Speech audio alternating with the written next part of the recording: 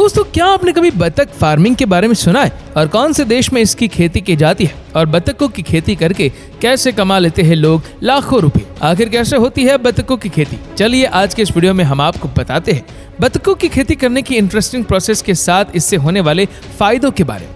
दोस्तों, जापान के लोगों के द्वारा डक फार्मिंग बड़े लेवल पर करी जाती है। बतखों के छोटे छोटे चूजों को किसान मार्केट से खरीद कर लाते हैं और इन्हें लाने के बाद सबसे पहले ब्रियोडा के अंदर कुछ इस तरह से रख देते हैं। और हम आपकी जानकारी के लिए बता दें कि ब्रियोडा में रखने का सबसे बड़ा कारण ये होता है कि ये चूजे शुरुआत में छोटे छोटे बच्चे होते हैं, जिस कारण इन्हें शुरुआती समय में थोड़ी गर्मी की आवश्यकता होती है, जिस कारण से इस प्रक्रिया के एक बड़े से बल्ब के नीचे इन्हें रख दिया जाता है और इन्हें कुछ इस प्रकार से दाना और पानी भी खाने को दिया जाता है, जिससे कि ये सभी जल्दी बड़े और विकसित हो सके।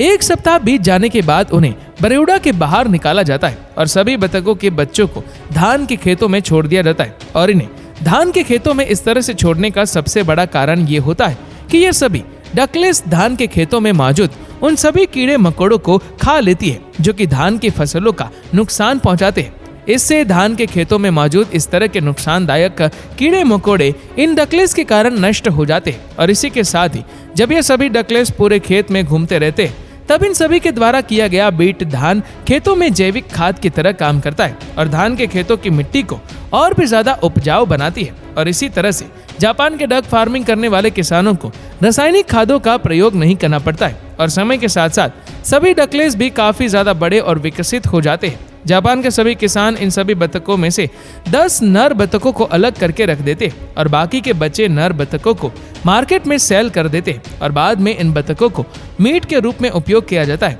इन बतखों को बेचने के बाद इन किसानों को बहुत ही अच्छी प्राइस भी मिल जाती है। इसके बाद जापान के इन सभी किसानों के पास कुछ नर बतखों के अलावा सभी मादा बतख बचे हुए होते जो कि समय आने पर अंडा देने का काम करते हैं। बतखों के इन अंडों को किसान लोग दोबारा से बढ़िया प्राइस में बेच देते हैं और इन अंडों को जापान के किसानों से बड़ी बड़ी फैक्ट्री के मालिक खरीद कर ले जाते हैं। इसी तरह सभी किसान डक फार्मिंग के जरिए अच्छी खासी कमाई भी कर लेते हैं, क्योंकि बतखों के अंडे और उसके मांस मुर्गी के अंडे और मांस की तुलना में कहीं ज्यादा अधिक कीमत में बिकते हैं, जिससे कि किसानों की आमदनी भी काफी ज्यादा बढ़ जाती है।